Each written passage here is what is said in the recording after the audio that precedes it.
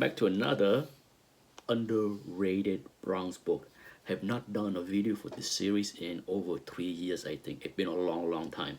But I was thumping to this fanzine for fun.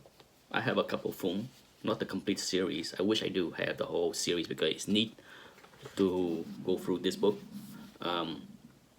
But I rediscover a couple of cool things in here. I think a lot of people that have this already know what I am about to say, but if you have not paid attention to this fanzine, or I'm not sure what you want to call it, definitely not a comic book, fanzine, magazine, preview, anyhow, this series is about underrated, underappreciated book, not undervalued. I have no idea if anything is undervalued.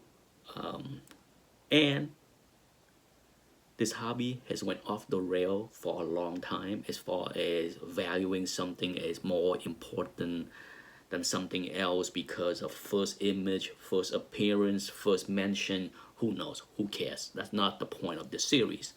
As we all know, the one film that seemed to be worth the most chased after is of course the one with Wolverine mentioned, right? It's not even Wolverine as we know, it's just the name Wolverine. But there has been other film that show the first Icarus, one of the Eternal, as well as other superhero. Okay, and in this book, as I will flip through and show you, there are some image of other superhero if you are not aware. But it is a cool book because in here, if you are a fan of Howard the Duck, great interview with Steve Gerber, the writer, as well as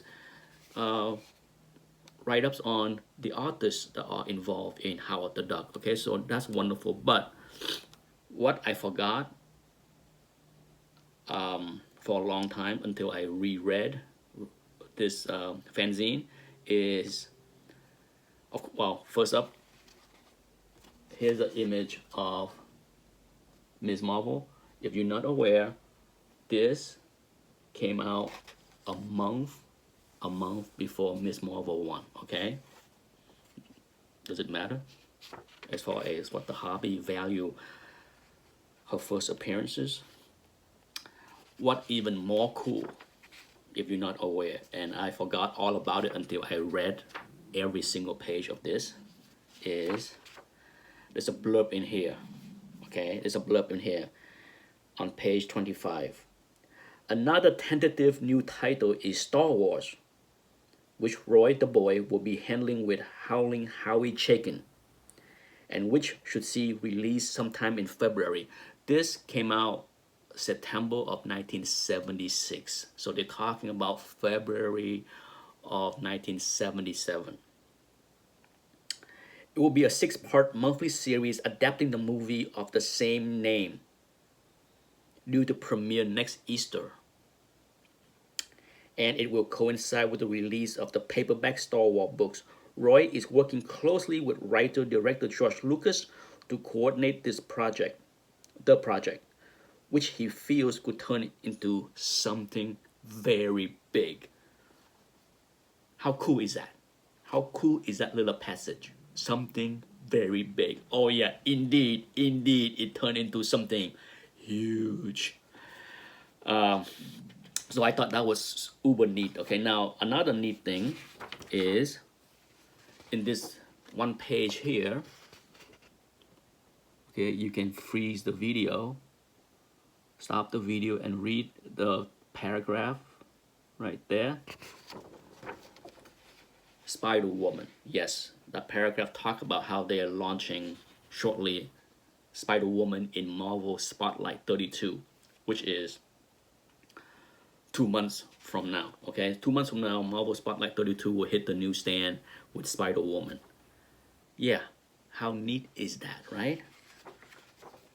And lastly, of course, a month or so before Captain Britain, you had this image. So to me, it is definitely one of the most underrated, super cool fanzine of its time, because you got the first mention of Star Wars, Spider-Woman, Miss Marvel, Captain Britain, all in one neat little package, right? Hopefully you can find a copy. If you find everything that I mentioned something cool, neat to have, I believe it is definitely not a cheap, okay, copy of Foom, compared to many other Foom. I think, of course, the first one is Wolverine, and then the next most expensive one is one with, the new X-Men on the cover, right? But other than those two books, this might be the third most sought after, or high up there in value. But if you don't care about condition, you just want to have this neat fanzine to read and to have, you can find a low grade book for cheap. Just don't go after the super uber high grade book that people ask a couple $100 for.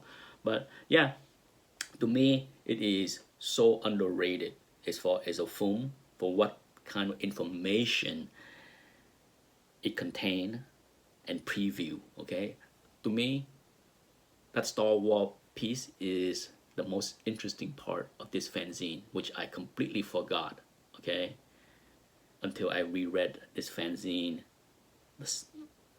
recently, and I'm like, oh, they talk about Star Wars, and Star Wars came out in 1977, right? So I knew right away that this is way ahead of Star Wars. Super neat. That's it for this video. I hope you enjoy. I hope you learned something new. If you have not, just don't go chase it up, bid it up for some crazy value, okay? It's underrated, underappreciated.